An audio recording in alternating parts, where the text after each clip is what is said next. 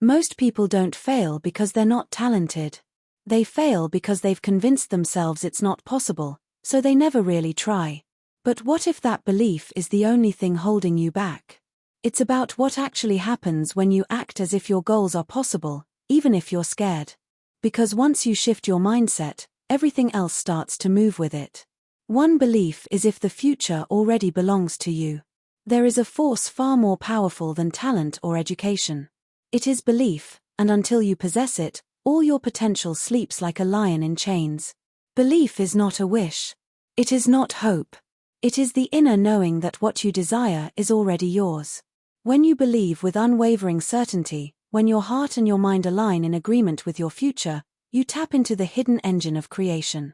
Belief doesn't simply change what you do. It transforms who you are. It elevates your identity until the impossible bows before your conviction. Understand this truth. Most people float through life with weakened intentions. They wish things would change. They hope for a breakthrough, but they do not believe.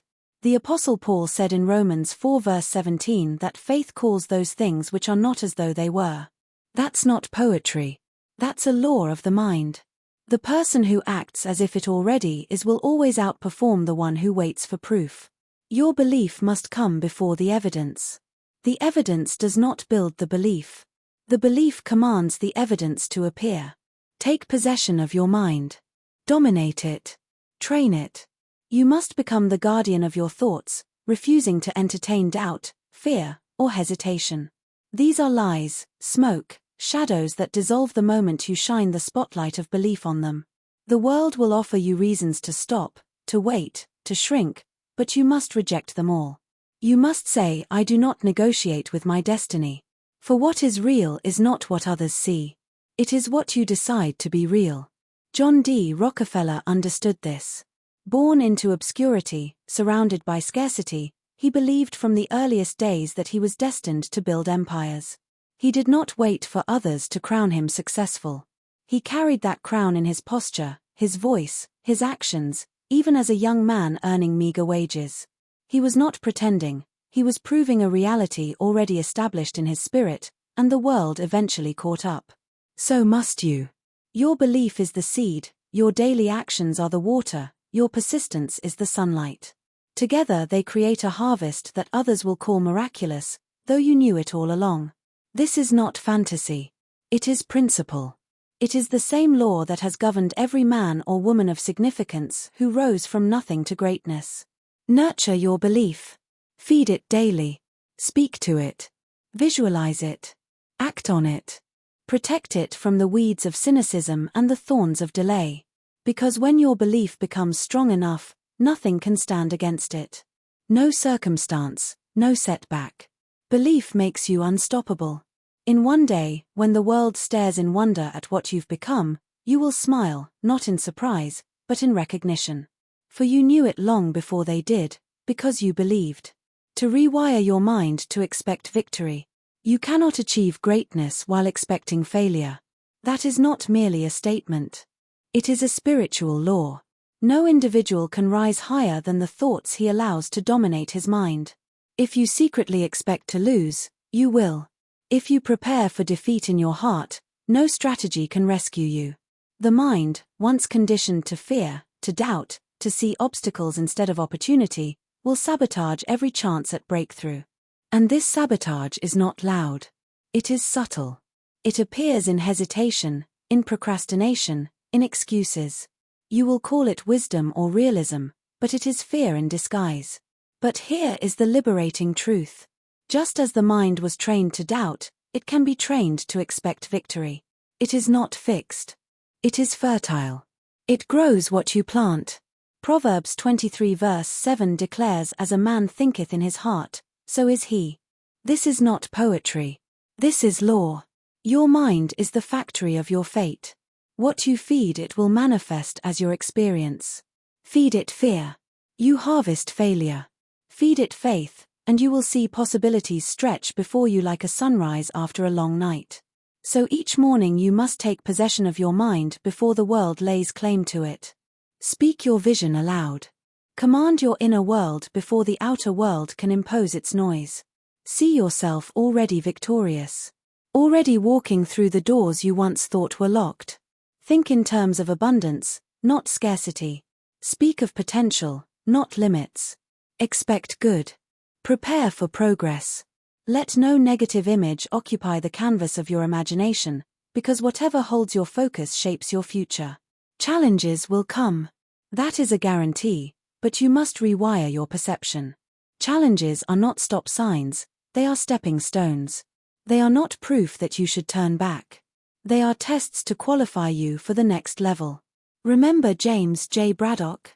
During the Great Depression, he went from being a broken dock worker to the heavyweight boxing champion of the world. But long before his fist found triumph, his mind found hope. He trained himself to believe in the comeback. He envisioned himself rising when the world expected him to stay down. And because he believed, he fought differently. He endured more. He walked into the ring already crowned in spirit. The moment you believe the tide can turn, life begins to align itself with that expectation. Circumstances shift, people appear, opportunities emerge, not because they weren't there before, but because now your eyes are trained to see them. The current of life begins to flow in your favor when your belief becomes stronger than your fear. And that is not luck.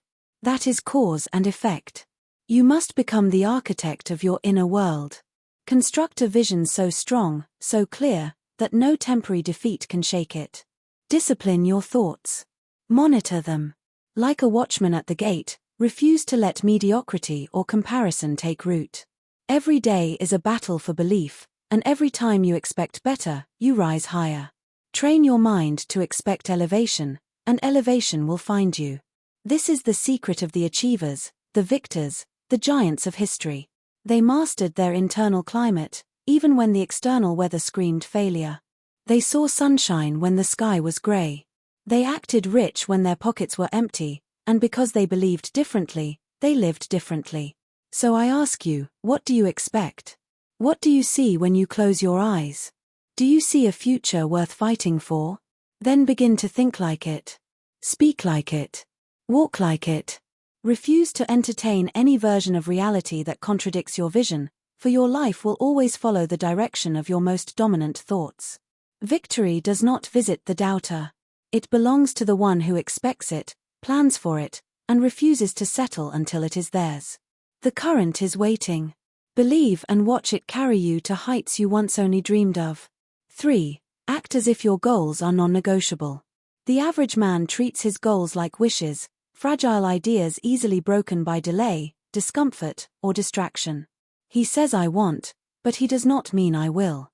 He waits for ideal conditions, for signs, for validation. But you must be different. If you are to rise, if you are to lead a life of power and legacy, then your goals must become law, non-negotiable, unbreakable, final. You must treat your objective not as a dream, but as a command you have issued to yourself and to the universe, a command that cannot return void. You are not here to beg the world for favor. You are here to declare your outcome and back it with unshakable conviction.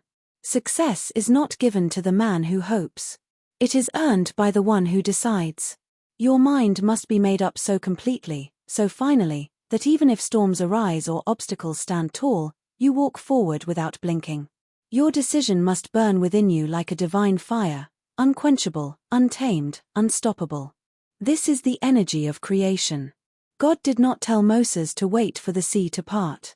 He commanded him to go forward. It was only after Moses moved that the waters split. So it is with your life. The path does not appear before your step. It appears because of your step. Most people wait to see the full staircase. But power belongs to the one who climbs with faith in his feet. Do not wait. Move. Even when the road looks like ocean, Madam C.J. Walker understood this. Born into poverty as a washerwoman's daughter, she could have accepted the script handed to her by society. But she did not. She rewrote her story. She did not treat her goal as a gamble. She treated it as a destiny. She acted quickly, built strong alliances, learned relentlessly, and moved with a sense of divine urgency. She didn't have time for excuses, for doubts, or for the opinions of lesser minds. Her belief became her armor. Her goal became her law. You must now do the same. Carry yourself, not as someone hoping for transformation, but as someone already becoming the future you envision. Your walk must change. Your voice must deepen with certainty. Your eyes must reflect a soul that has decided. When you speak, the world should hear the echo of inevitability. When you move, the ground should sense purpose. This is how kings and queens are forged. Too many dreamers fail not because their goals are too high, but because their belief is too low. They negotiate with their goals. They allow things to interfere. But when a goal becomes a law, there are no off days.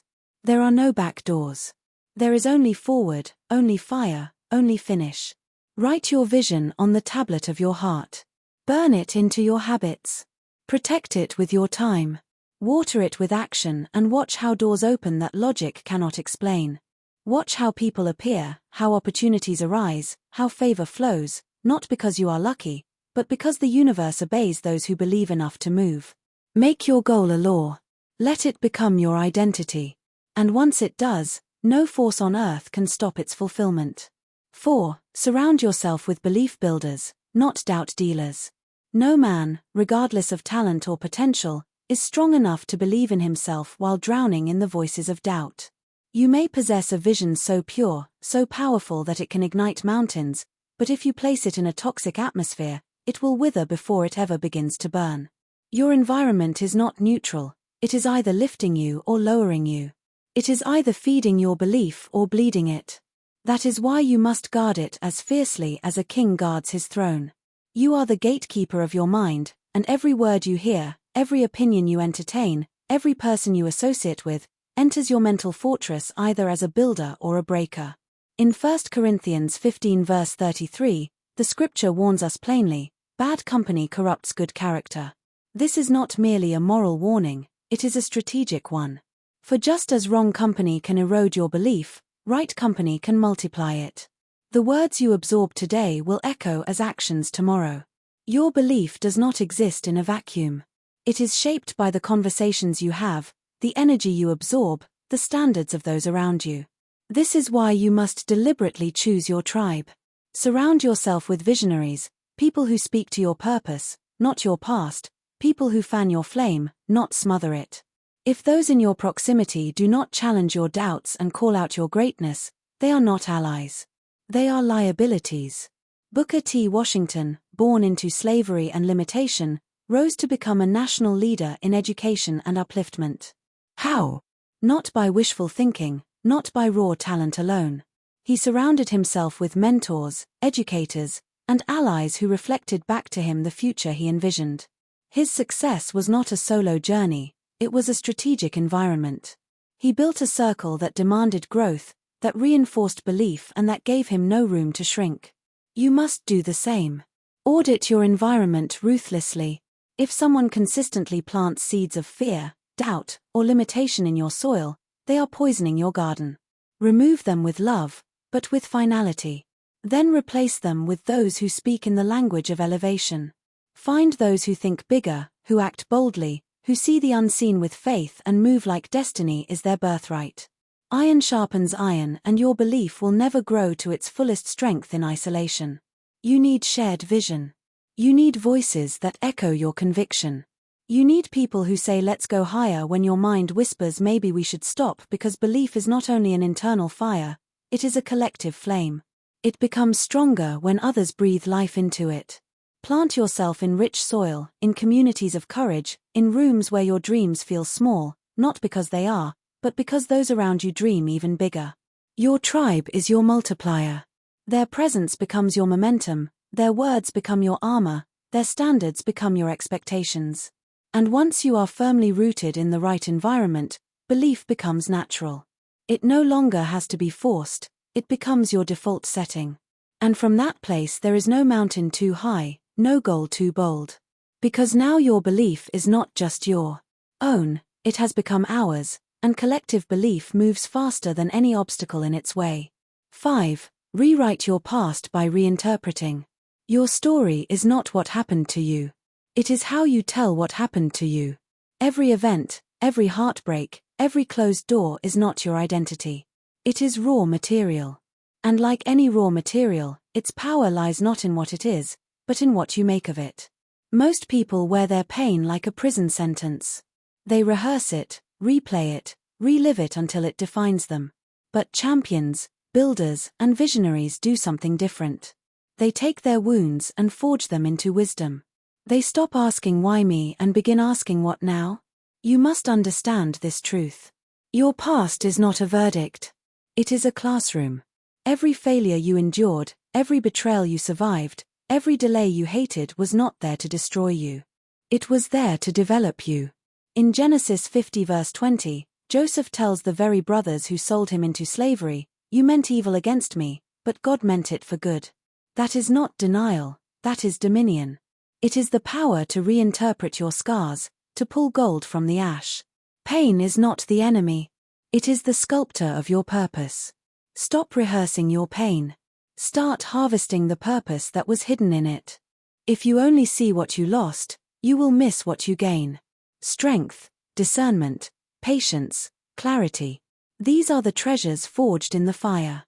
Your story gains power when you stop narrating it with pity and start narrating it with perspective. You were not buried, you were planted. Now Ray Kroc is a testimony to this principle. Before building McDonald's into a global empire, he spent decades selling milkshake machines. Most would call that a failure, but not him. Every failed business deal, every delayed breakthrough became the training ground for his final assignment. He didn't curse his past, he used it. And because of that, when his moment came, he was ready. Your setbacks do not disqualify you. They qualify you if you choose to read them rightly. The past is not a chain, it is a blueprint, and it is waiting for you to reread it with new eyes, reinterpret what happened, reclaim its value. If you see every hardship as punishment, you will never rise. But if you see it as preparation, you will step into your future with power. You are not the product of what happened to you. You are the architect of what comes next. Carry your history not as a wound, but as a weapon. Let your scars speak not of defeat, but of endurance. Let your history be a platform, not a prison. The greatest leaders in history did not rise because they were untouched by pain. They rose because they redeemed their pain. They gave new language to old events. They wrote new meaning over old memories. You must now do the same. Begin to bless your past. Speak life over it. Say that taught me, that trained me. That was necessary. Because when you bless your past, your future opens with grace. The gates swing wide, the atmosphere shifts, and you begin to move, not with regret, but with revelation. Your story is a sword. Wield it. Let your testimony be a declaration that pain was never the end. It was only the beginning of your power. Use challenges to sculpt your belief. Your belief is like a muscle. It does not grow in comfort, but under pressure. Without resistance, your faith remains flabby, soft, and untested. It may sound good in speech, but it has no strength in battle. Just as muscles tear before they rebuild stronger, your belief must be tested before it becomes unshakable. And this is not punishment. It is preparation. James 1 verse 2 tells us plainly, "Count it all joy when you fall into various trials, knowing that the testing of your faith produces endurance." Trials are not barriers to destiny, they are bridges to it. We must stop viewing challenge as something to avoid. It is the gymnasium of the soul. Every hardship, every delay, every disappointment is a weight that when lifted builds inner might. Challenges are your sculptor. Let it carve away your doubts, let it chisel your excuses, let it define your edges and reveal your essence. The very pressure you resist is the pressure designed to reveal your power. When the world pushes you back, push harder. When your plans collapse, build smarter. The test of belief is not in how loudly you declare it when things are easy, but in how firmly you stand when everything shakes. Faith that only functions in fair weather is not faith. It is fantasy. But belief that stands its ground in the storm becomes invincible. George Washington Carver, born into slavery, orphaned and denied access to most opportunities. He had every reason to fold, but he did not fold. He focused. He studied the peanut, a simple overlooked crop, and extracted over 300 inventions from it. Paints, oils, plastics, medicines. Where others saw limitation, he saw innovation. He turned resistance into revelation. His adversity became his advantage. That is how you must begin to view every setback, not as evidence of failure, but as opportunity in disguise. When pressure comes, let it press you into purpose. When delays appear, let them deepen your discipline. When opposition rises, let it refine your strategy. Each trial becomes your trainer. Each hardship becomes your hammer. You become forged like steel. Your belief does not become unstoppable because it avoids fire. It becomes unstoppable because it walks through fire and emerges forged. The ones who achieve greatness are not those with easy paths, but those who learned how to turn pressure into progress. They don't just survive, they transform. So the next time you face a wall, don't retreat. Let that obstacle become your exercise. Let resistance become your routine. You are not losing time when you face difficulty. You are building the very traits required for your destiny. Every great structure requires deep foundations, and foundations are built through force. Let every trial remind you of who you are becoming. Let every hardship remind you that belief is not passive. It is active. It is gritty. It is determined. You are not meant to be crushed by life. You are meant to conquer it, but only if you embrace the pressure that molds you. Let every setback become your setup for comeback. Let every challenge become your proving ground. And when it is over, let the world see a version of you that could only have been built in the fire. Because belief, when tested, becomes truth, and truth, once embodied, becomes power. Practice speaking with the tongue of belief. Your words are not just sounds that pass into the air. They are seeds that shape your reality. Every sentence you speak carries creative power. You are either watering your belief or poisoning it. Every time you open your mouth, you are building the house you will one day live in. This is not exaggeration, it is law. Proverbs 18 verse 21 declares, "Death and life are in the power of the tongue." Words don't just describe your life, they design it. Most people speak casually, carelessly. They complain, they self-criticize, they verbalize defeat, and then they wonder why their life mirrors their fear more than their faith. But your speech is a mirror of your mind. What you consistently say reveals what you consistently believe, and what you believe becomes the blueprint of your behavior. So ask yourself, what are you saying when you speak of your future? Do you speak with boldness or with dread? When you describe yourself, do you use the language of strength or self-sabotage? You cannot expect to build a palace with the vocabulary of a prisoner. Your words must match the level of your vision. Speak up, not down. Speak forward, not backward. Clara Barton understood this. Rejected, overlooked, and called unqualified by those in power. She refused to let the world write her identity. She wrote her own. She called herself capable, needed and prepared long before others recognized it. She used her words as armor, as a weapon, as a foundation, and eventually the world caught up to the reality she had already declared. You must do the same. Begin to speak life into your vision. Say aloud, "I am chosen. I am prepared. I am rising." Let these words become your rhythm, your daily declaration. Let them echo in the chambers of your mind until your actions align with your speech, because words do not return empty. They create what they were sent to build. Speak with precision. Speak with purpose. Don't speak based on how things look, speak based on how you are determined they will be. Say what you want until you see what you say. This is not delusion, it is discipline. It is the ancient art of calling things forth with faith, just as Romans 4 verse 17 says, "God, who gives life to the dead and calls those things which do not exist as though they did." This is how belief is reinforced, not just by silent thoughts, but by spoken truth. When you say, "I am capable," you are not lying, you are training. When you say, "I am qualified," you are not pretending, you are aligning. Words shape identity, and identity shapes destiny. Reject the language of limitation. Cut off the vocabulary of defeat. Remove phrases like "I can't," "I never," "I'm not good at." Replace them with "I am learning," "I am becoming," "I am made for this."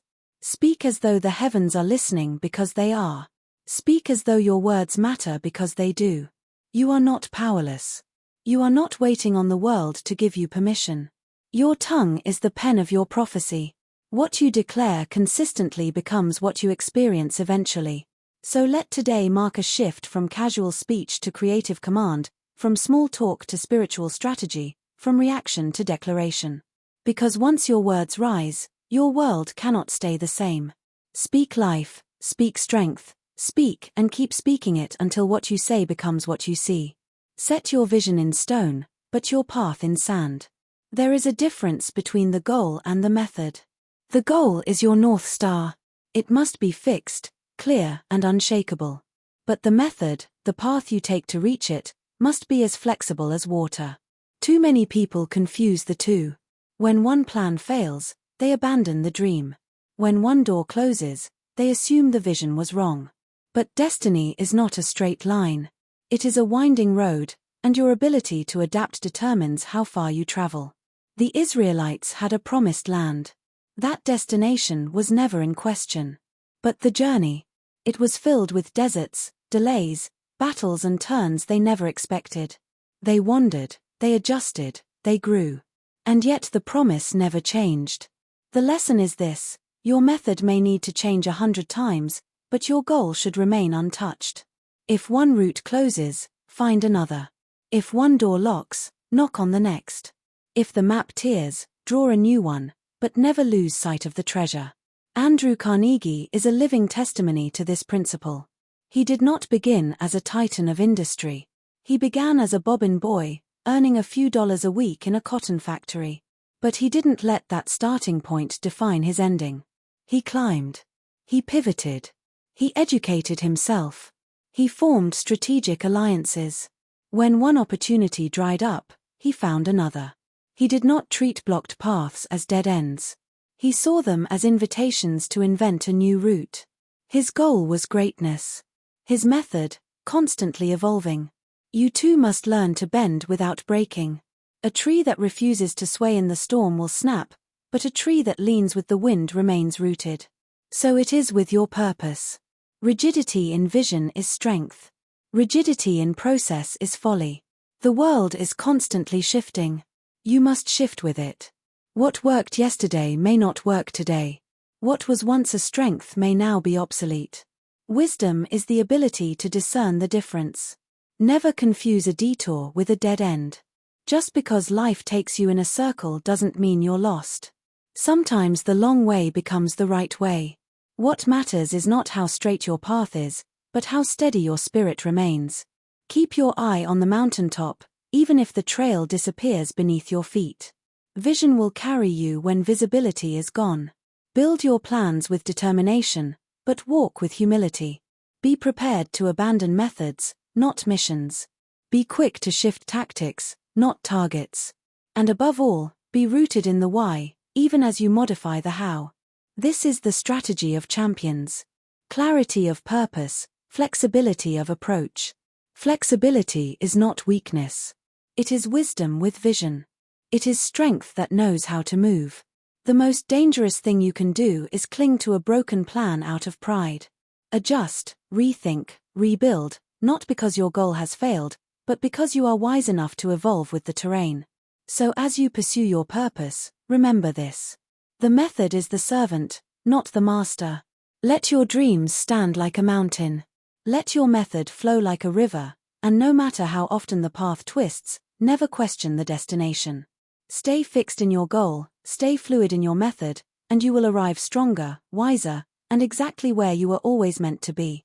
9. Take full ownership of your power to choose. Everything in your life begins with a decision, not a condition, a decision. Far too many wait for the perfect time, the right mood or the ideal circumstances to act. But life does not reward hesitation. It rewards clarity. It rewards boldness. Deuteronomy 30 verse 19 issues a divine command. I have set before you life and death, blessing and cursing, therefore choose life. This is not a suggestion. It is a call to power, because choice is the steering wheel of destiny. Where your life goes next is not up to luck. It is up to what you decide now. People do not fail because they lack talent. Most fail because they never truly decided to. They hovered, they postponed. They gave themselves too many options. And indecision, though it feels safe, is the slowest form of self-destruction. Every dream you delay becomes a seed that never grows. Every excuse you entertain becomes a wall that blocks your future. But the moment you choose, truly choose, everything changes. Your moment of decision is your moment of power. That's when the tides begin to turn. That's when momentum ignites. That's when the universe, circumstances, and people start responding to your internal authority. It is not your resources that make the difference. It is your resolve. The world honors the man or woman who moves with conviction. Harriet Tubman is one of history's clearest examples. She was born into slavery, a condition so brutal it could have paralyzed her spirit. But she chose freedom. And then, with even greater courage, she chose to return again and again to rescue others. She did not wait for permission. She did not wait for laws to change. She moved in spite of the danger. Her decision gave her divine momentum. What she chose became the seed of liberation for generations. You must now do the same. Choose your standard. What will you no longer tolerate? What level of excellence will you now demand of yourself? Choose your direction. Where are you truly going and what is worth giving your life to? Choose to cut off every excuse, every lie that tells you it's not the right time. Let today be the day you stop waiting and start becoming. When you decide, the world adjusts. Resources that were hidden begin to surface. Opportunities that were locked start to open. Not because the world changed, but because your posture did. You are no longer passive. You are no longer rehearsing what could go wrong. You are acting from a place of certainty, and that certainty carries weight. Understand this. Indecision is the thief of destiny. It steals your momentum. It erodes your confidence. It keeps you walking in circles when you were called to take territory. But decision creates alignment. And alignment creates acceleration. The moment you choose with finality, your energy, habits, relationships, and environment begin to reconfigure around your new direction. Make the choice today, not tomorrow, not when things feel perfect now. Decide who you are. Decide what you stand for. Decide what you are building and then act like it. Speak like it. Walk like it. The greatest lives are not born from chance. They are carved from decision. Greatness begins the moment you say no more waiting. I choose now. That single act of decision holds more power than a lifetime of wishful thinking, because once you decide, the rest of your life begins to follow suit. So choose. Choose with courage. Choose with fire. Choose life and never look back. 10. Believe that you are meant to rise. You were not born to crawl. You were born to rise. Within you is more than breath and bones. There is a divine assignment, a call that echoes through every season of your life, waiting for you to answer it. Jeremiah 29 verse 11 proclaims, "For I know the plans I have for you, plans to prosper you and not to harm you, plans to give you hope and a future." These are not casual words. They are heaven's declaration over your life. You are not a mistake. You are not a product of random events. You are a vessel of purpose, designed with intention and released into this world with significance. The world may have dismissed you. Circumstances may have tried to confine you, but destiny knows your name. Heaven has kept the records, and your time is not coming. Your time is now. Walk like someone who carries destiny in their bones. Let your posture declare that you are here on assignment. Speak like someone who has something sacred to say. Your words should carry the weight of vision, not the fear of rejection. Act like someone whose moment has come, because it has. Helen Keller, though born without sight and sound, refused to accept limitation. She could have stayed hidden in silence. But instead, she became a voice for millions. She did not wait for the world to offer her a platform. She created one. She believed her life held meaning, and she fought to express that meaning against every odd. And because she believed, others began to believe too. So must you. Your life is not small. Your vision is not invalid. You do not need anyone's permission to rise. What lives inside of you is sacred. You must protect it, nurture it, release it. Your journey with all its detours and delays has prepared you for this moment. Nothing has been wasted. You must believe this. Your time is now, not tomorrow, not when you feel more qualified. Now, when you step forward with fire in your spirit and certainty in your heart, you activate forces seen and unseen. You send a signal to the world that you remember who you are, that you were not born to crawl in fear or live in shadow. You were born to rise, and rise you shall.